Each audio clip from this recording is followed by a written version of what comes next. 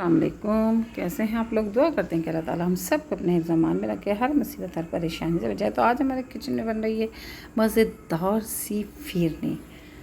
तो इंशाल्लाह ये बहुत ज़बरदस्त रेसिपी है, ज़रूर पसंद आएगी। तो यहाँ हमने बनाने के लिए ले लिए थे चावल थे हमारे पास, तकरीबन हाफ़ कप के करीब चावल थे।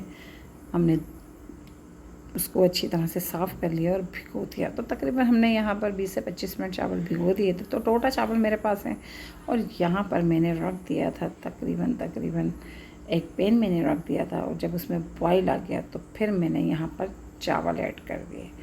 तो चावलों को अच्छी तरह से हमने बॉयल कर लेना है, बिल्कुल ये सॉफ्ट हो जाएं चावल, जिसे हम अच्छी तरह से मैश कर सकें। इस हद तक हमें चावल को बॉयल करना है। और दूसरी तरफ मैंने मिल्क ले लिया था तकरीबन 1 kg, और उसको लेकर मैंने बॉईल कर लिया। तो यहाँ पर देखें चावल बहुत अच्छी तरह से हमारे बॉईल हो रहे हैं। तो दूसरी तरफ हमारा दूध बॉईल हो रहा है।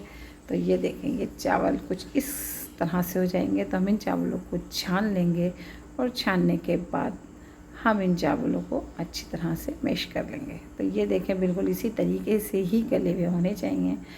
तो फिर हमने इन्हें छान लिया, और छानने के बाद मेशर से हमने इसे बिल्कुल इस तरह से ही चावल होने चाहिए। अच्छी तरह से मैश करना है, और अच्छी तरह मिक्स कर लीजिएगा। लिक्विड यहाँ में आ जाने चाहिए। आ गया तो मैंने हमारी फिरनी कर दिया था इसमें शामिल।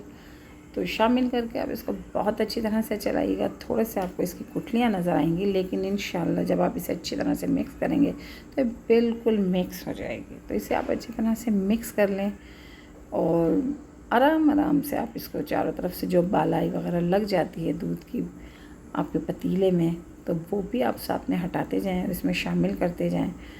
तो मैं यहाँ पर तकरीबन इसको चलाती रहूँगी बीच बीच में से। और अच्छा, हमें खीर को थोड़ी देर के बाद चलानी है, क्योंकि ये खीर नहीं है, फिरनी है, तो चावल लग जाते हैं। तो इसलिए थोड़ा सा केयरफुल होकर काम करना पड़ेगा आपको यहाँ पर। तो ये थोड़ा सा आपको नज़र आ रहे हैं, तो इसको भी आप अच्छी तरह से मिक्स कर लीजिए। तो इस तरह से आपके चावल मिक्स हो जाएंगे।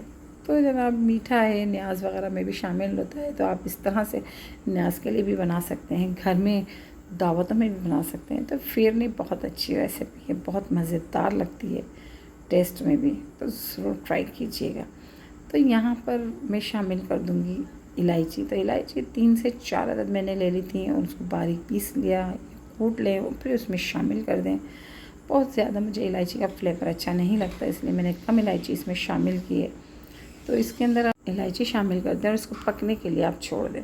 तो तकरीबन ये समझें कि आप तकरीबन 30 से 40 मिनट के दौरान ये पक कर गाढ़ी हो जाएगी। तो ये देखें, हमारी खीर तकरीबन गाढ़ी हो गई है। तो हम इसे अच्छी तरह से और अच्छी तरह मिक्स करेंगे, और इसमें कुछ नट्स हम ऐड कर देंगे। तो यहाँ पर मेरे पास पिस्ते थे, तो वो पिस्ते मैंने इसमें ऐड कर दिए हैं। और इसके अलावा इसके अंदर मैं चीनी ऐड करूँगी। तो चीनी यहाँ पर आप अपने टेस्ट के मुताबिक ले लीजिएगा। मैंने ले ली थी हाफ़ कप से थोड़ी सी ज़्यादा, यानी 3-4 कप के करीब चीनी थी। थोड़ा सा खिलता हुआ मीठा पसंद करते हैं, तो वो मैंने डाल दी थी। पिस्ते ऐड कर दिए थे, और जब ये थोड़ी सी ठंडी हो गई तो फिर मैंने शामिल कर दिया था इसमें केवड़ा।